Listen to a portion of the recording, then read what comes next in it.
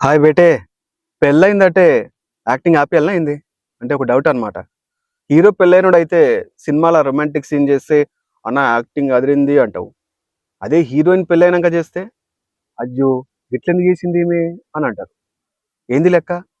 Cinema అంటే acting. Acting లెక్క చూడాలే. ఇంట్లో లైఫ్ వేరు, కెమెరా ముందు చేసే ఆ యాక్టింగ్ వేరు.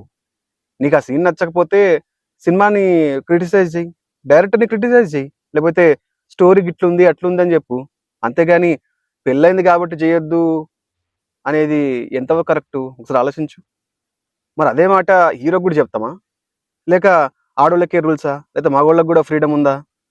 మగోళ్ళకే ఫ్రీడమా? సమానత్వం అంటే ఏంటిది? అంటే ఈక్వాలిటీ అంటే ఏంటిది? అందరూ ఒకే లెక్కనే జేయాలని గాదు.